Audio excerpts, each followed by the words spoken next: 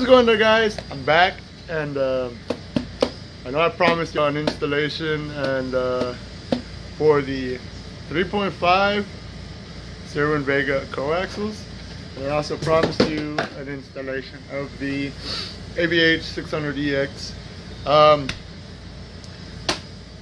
Now, of course, this installation video is going to be in a 95 Miata Mazda NA6. So it's your installation may vary depending on what vehicle this application is going towards, but I will go ahead and give you the rundown, and I'm gonna open up some of my stuff so you can see what I had to do to get this to work in my Miata. But let's go ahead and go outside just so we can go ahead and get an idea of how it sounds.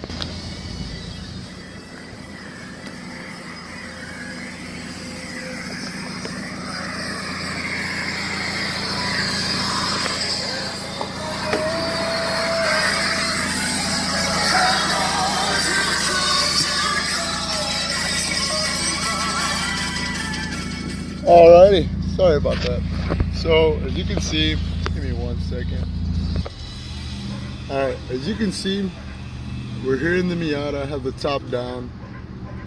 The little bit of sound that you may have heard was, in all honesty, literally sound just coming from the 3.5s. And so you can understand exactly how I have them set up in there. I'm gonna take a second to open that up and show you exactly what's going on in there. Alrighty, got the headrest open. I'm gonna go ahead and show you how they sit in there. I mean, I got pretty lucky on making these things fit, because for most other Miata owners, as you may know, when installing your headrest speakers, there's a small metal plate back here, or pretty much frame to the seat, and it makes it rather difficult to put a speaker with such a huge freaking magnet in there. So I got very lucky. Downside, I don't have them in here. I took them out. Pretty much the plates that sit in front of these things are so tall and pretty much poke out a certain. My main problem was this tweeter, but I don't care. It sounds great. So pretty much what happened was I had to cut out a little extra foam, as you can see, marked it out, cut out a little extra. I can slide it out somewhat so you can see how it's looking in there.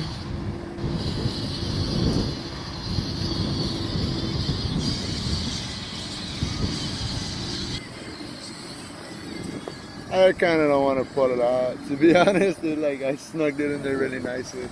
But you can see those are the Cerwin Vegas. Magnets literally as big as the face.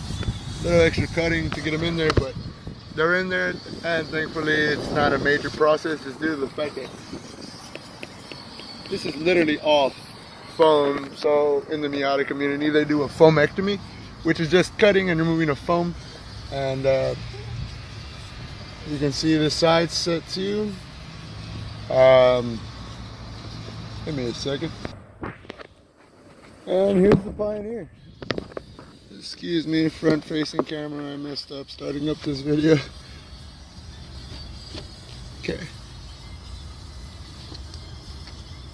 Jesus, what's up with the sun today? There we go, looks a little better.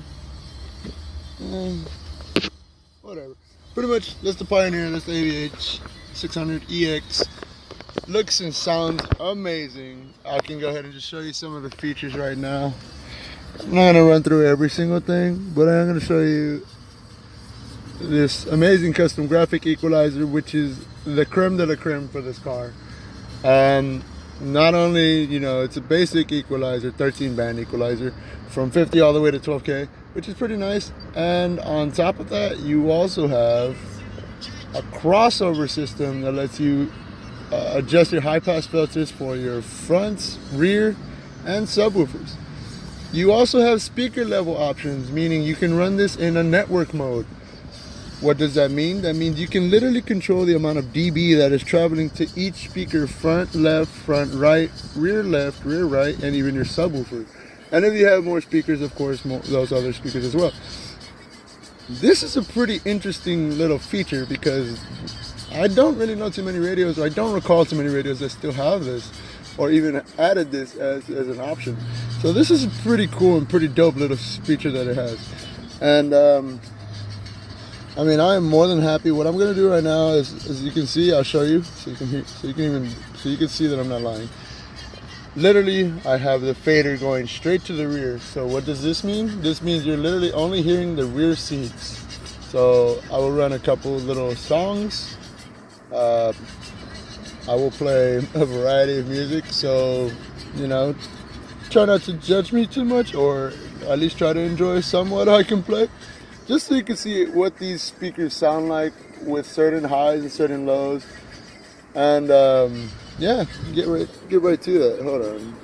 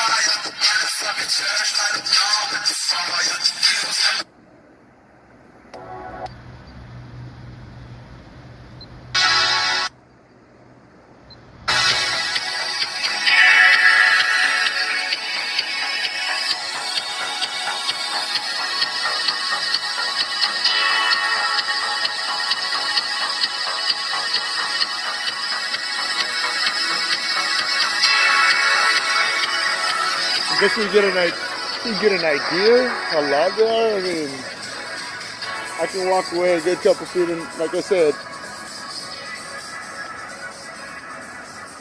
I can still hear them. I can walk further away and still hear them. I can walk into my house, which is in there, and I can still hear them fairly well. And keep in mind, that's literally only the headrest speakers working off of the head unit. I don't have an amp.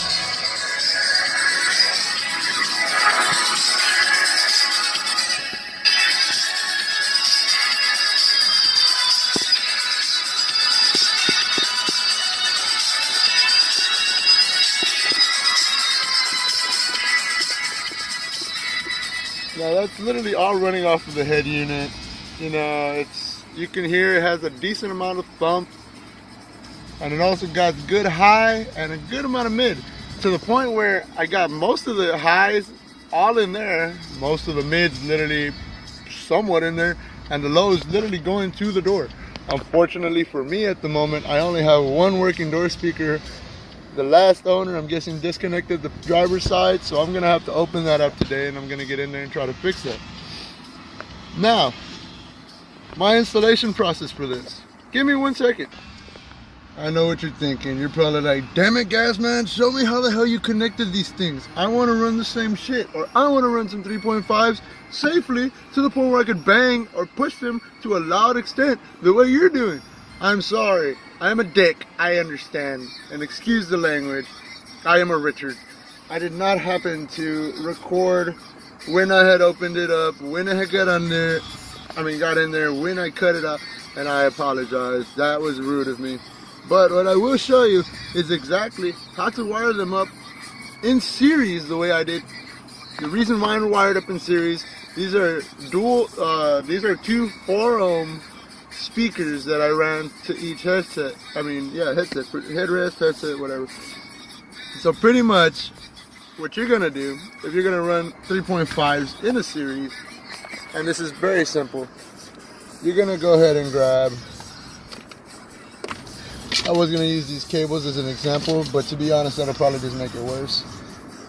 What we're gonna do here, you're gonna look for the positive and negative of each one.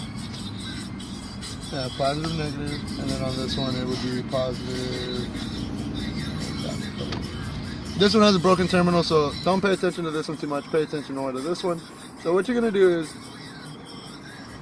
of course, positive, negative. You're gonna run your normal positive cable to this one, and you're gonna run a negative cable to this one. But before that, what you're gonna do is, with that positive cable, you're gonna connect a negative cable to it, and that negative cable right there is gonna go to the other speaker. And then the same vice versa on the other side. So with the negative side, you're going to go ahead and grab a positive cable and connect it, and then completely connect it to the terminal. Now that negative cable, that positive cable on the negative side is going to go to the other speaker in a normal phase. So that red is coming off of a negative is going to go to the positive of this one. Hope you're not lost. Just rewind and listen again. The negative, the negative lead on this one is going to go to the negative side on this one, and it's going to be connected to the positive from the one it's coming from. Now from there, of course, you're going to go ahead and run. So instead of confusing you for days on trying to figure this out, this is more or less what you're going to be looking at. So you're going to have your positive when you hooking them up. Look at it like this. This pink and this red are going to be your positive and negative coming from one channel from your stereo, correct?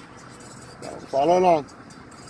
Positive, negative, and of course positive and negative terminals.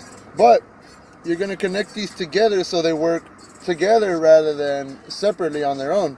So you're going to grab the positive from this one, connect to the negative of this one, and the negative of this one, and connect to the positive of this one. Sorry, handbrake's in the way. Again, you're going to run. God, I sound like such a tool. You're going to grab the positive off of this one and run it to the negative of this one. And you're going to run the positive off of this one into the negative of this one. And what's going to happen there is this speaker is going to work together rather than work as one in one little speaker system and sound ridiculous and overpowered and stuff like that. So this is the safe way if you're running 4 ohm speakers and you're trying to keep a 4 ohm load and not fuck it up or go beyond that. This is what you want to do. You want to go in series, and this is going to create a 4 ohm load. If I would have ran this in parallel, it would have became 2 ohm. The dangers of that is if you have a head unit that is not rated for 2 ohms, you can eventually overheat. The head unit, and or you can completely turn it into a brick. And by bricking it, I mean, I've seen people actually like to the point where their radio just will no longer turn on. So with that being said, this is a pretty expensive head unit. Last thing we need is to brick it. So let's go ahead and do it the right way, right? So if your radio system is rated to run 2 ohms, by all means, run 2 ohms. It sounds nice. It sounds loud. But my system is rated from 4 to 8 ohms from the doors. And the subs, if you run a 2 ohm system, it has an external wiring system that you can connect to and make sure that it's safe. But of course, everything the way it should be and whatnot. By the way, these are not original Miata speakers. Let me clarify that now. These are some cheap $5 aftermarket speakers the last owner put in, which are just disgusting. Probably better than the stocks though, for sure. That was just a quick rundown of the video. The video. God, I'm so silly. So silly and tired today. That's just a rundown of the system. Right now, I'll go ahead and show you one last thing before I go. And it's basically going to be for Miata owners. Before I go, just show you a little sound test, I guess, of how it sounds with the door speaker included. Hope you like it. All these weak rappers, Nas, all these suckers, they battling over East and West like this is a game. This ain't no game. If this was chess, we'd be yelling checkmate. They never take me alive. I'm getting high with my 4-5. Copped on these suckers, time to die. Even as a youngster, causing ruckus on the back of the bus. I was a fool all through high school, kicking up dust. But now I'm labeled as a troublemaker. Who can you blame? Smoking weed help me take away the pain. So I'm hopeless, rolling down the freeway, swerving. Don't worry, I'm about to crash upon the curb. If my vision's perfect, maybe if they try to understand it. That's what I do. I had to feed my fucking family. What else could I do? But be a girl. I'm singing with the homies, fuck hanging with the phonies in the club. Got my mind on danger. Never been a stranger to homicide. My city's full of gangbangers and drive-bys. Living fucking cars, I don't need a messiah. Fucking brothers, all that gun is kind of barbed wire. Burning fucking church like a dog in the fire. Feels like my head spinning like a fucking tire. Me and my whole pick up a wires. ANC noise like a flyer. ANC noise like Mariah. Your bitch wanna give me just a live. And this is my bitches, and they got us a hard. One more thing before I forget. These 2018 Pioneer radios, they have a new safety feature. Back in the day, if you wanted to watch videos when you were driving, literally all you had to do is grab this little cable, literally this exact cable, and ground it off somewhere. By grounding up, I mean like just bare metal, connecting it somewhere to metal, and you'd be good. And literally it would trick the radio into thinking the parking brake was on. Now what they did is they make you engage, disengage, and engage that cable. So pretty much they want you to have it grounded and then unground it and ground it again. So pretty much what it would do is it would be connected to your handbrake. What it wants you to do is apply your parking brake. Once it reads that a parking brake is applied, you will push.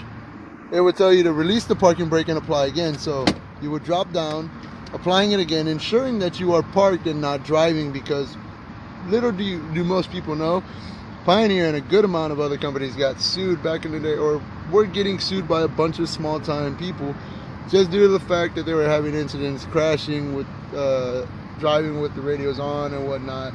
It was an ongoing little thing, and Pioneer decided for their new models, let's have them disengage, re-engage the fucking ground, just to make sure they're not just grounding it off like assholes. So pretty much Pioneer caught on, and this is what you got to do now.